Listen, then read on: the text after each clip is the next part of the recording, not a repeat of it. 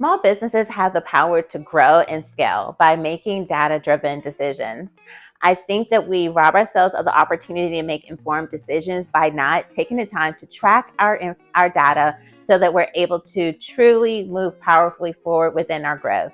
So in today's video, I'm going to be sharing with you some of my top data trends that I think is super important for small business owners to really start tracking within their business. For those of you that are new to my channel, my name is Jessie. I am an operations specialist. I like talking about all things back office systems and operations on this specific channel.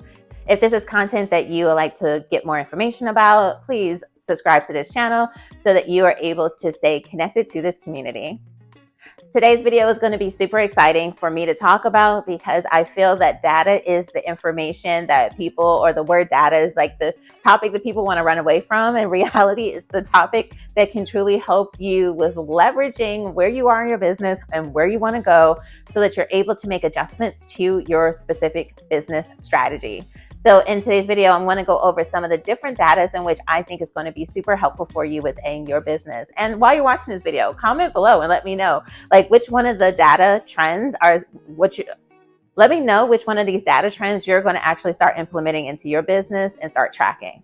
Okay, so the first one is going to all be about your customer data. This is important for you in all aspects of your business because let's be honest, you want to make sure that you're creating a service that your client wants, you're solving a problem, and most importantly, you're solving it in the way in which they need it actually solved.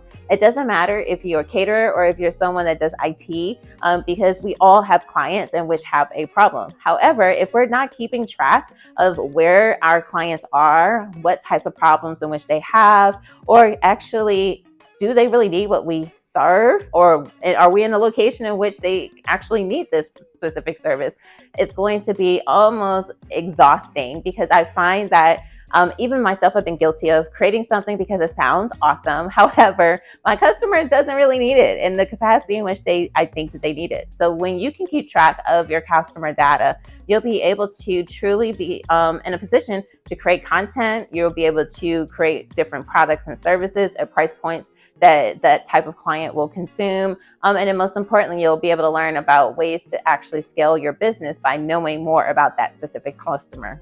To be able to create products that people will love and they will just go and grab up the offer in which you put out there. So the more you know about your customer, the more better you're able to move forward within your business. The second data that you want to keep track of is going to be your sales data. Your sales data is going to help you with understanding what are going to be the ebbs and flows in your business. This is super important for those of you, definitely if you have products, because you want to, and I will even say some service-based businesses, so those of you that might be watching that are in the event industry as abroad, our sales data is going to help us with knowing what are going to be the months in which we're expecting to get more conversions, what months we can expect to have higher sales. We'll be able to understand like what's the average spend that our customer is spending with us in specific seasons. But if we're not collecting that information, then you'll find yourself extremely exhausted by thinking, okay, why is it that people aren't buying? Because I've had people that are, especially in the event industry, January come around and they're like, woe is me, what's going on with my business? Everything has failed. In reality, all it is just that this is normal in our season, that specific months of the year are just going to be slower, while other parts of the year is going to be more faster and higher revenue. So if you can keep track of your sales data, it will truly help you of understanding what months you need to be doing more outreach to increase your future sales, or which months you're just going to be more of providing your services. But if you're not keeping track of any of that information, you probably will find yourself kind of like distraught and thinking that things aren't working. In reality, they are. The next data that you want to keep track of is going to be your financial data. You may be thinking to yourself, Jessie, isn't the financial data and the sales data the exact same thing? No, it is not. Your financial data, in my opinion, is going to be the numbers as far as like your profit and loss, what months you're going to actually have higher spend when it comes to supplies. It's going to be a list of the items in which I have here, but you want to use the information that you can get in your financial data so that you're able to really learn about when you may need to start putting a nest egg to throw more money at a specific new equipment, because you're trying to prepare for the surge that's about to happen for your next peak season. But if you're not keeping track of any of your financial data, this is why I'm always someone that says don't just use the Cash Apps of the world, because you don't learn it, or Venmos, or even Zelle. That doesn't tell you anything, especially for those of you that do not have your bank accounts attached to something like QuickBooks or Zoho, because you're not doing anything with bookkeeping or accounting or financial tracking at all, which I don't understand how we're doing this. However, I know some of you just don't know what you just don't know. But you want to use a platform that's going to let you know, this is what I can expect in specific months. This is what it costs to run my business. These are the months that I need to actually nest egg up a lot of my finances, because I know that the next quarter is going to be slower. Every type of business has an ebb and flow. But if we're not keeping track of that financial data, you're not able to position yourself in a powerful way so that you're able to excel forward. The next is going to be your website and social media. I know that we hear all of this about going viral, post all this and do all these things. However, if it's not converting to clients, new leads, people signing up for your email list, and if you're not knowing where any of these people are coming from, it's doing you, again, a disservice. Data is king, because yes, there's some businesses that do amazing on Instagram. However, there's some businesses that do amazing on TikTok. And does it mean that either platform is wrong? No. Or right? No. It just means that with that specific client, with that specific need, that platform serves them. But if you're not tracking where your people are coming from, how much convert, like how many people have to see your page so that you can get a conversion, seeing how many people are actually coming to your website, tracking that information is going to be so important for you, especially when you have bare bones type of structure. Because if you have a very skeleton crew type of organization, where it might be you, an account, and a VA or something of that nature, or a family member that's helping you, you want to make sure the time you have is being used in a way that's going to produce a result. But if you're not keeping track of any of that information within your business, you will find yourself kind of upset, thinking that it's not working. In reality, it is. The next data that you want to be tracking is going to be inventory. This is going to be important for those of you that provide services that rely on products. So again, with this type of information, when you actually tie your inventory data into your sales data, this will help you with understanding, when do I need to buy things in bulk? When should I slow down? Maybe I should, maybe when I'm entering into a specific season that tends to be a slower season, I may need to do a flash sale to get rid of products.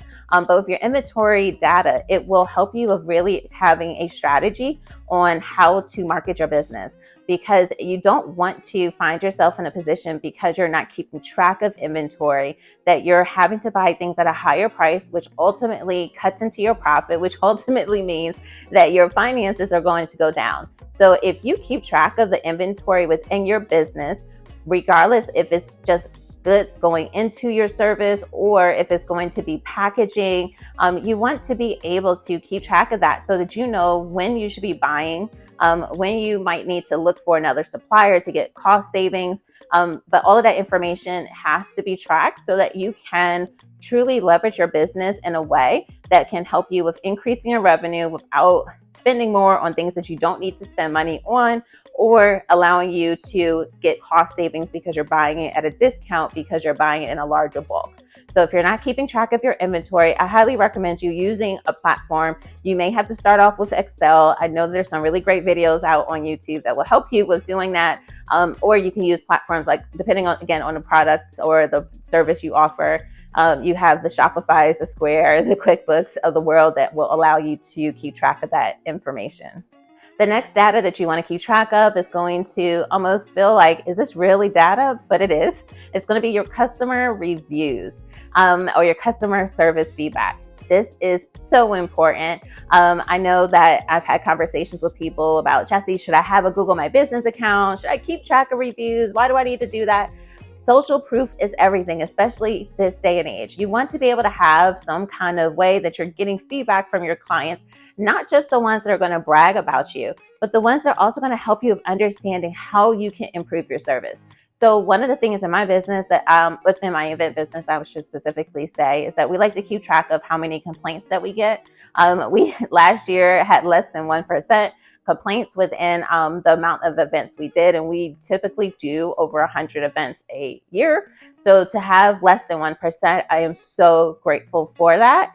However, if I didn't use the years where it might have been a little bit higher to learn about how to improve our operations and our workflows, then I would not be able to have the amount of success that we had in our business or we have in our business right now.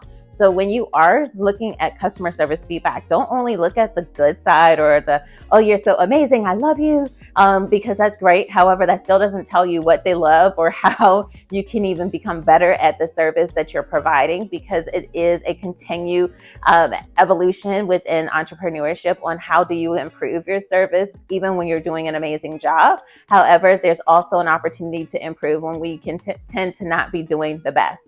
So whichever direction it is, it's so important for you to start keeping track of this data so that you are able to make tweaks within your workflows, tweaks within your customer experience, and then also help you with really landing better clients that are going to give you referrals. Because one of the data that you can even track, which is something we used to really track a lot within my event business, was referrals. Because we would want it to be that if we had a solid 20 clients, what if we were able to get at least out of every one client, we wanted to at least get 2 referrals.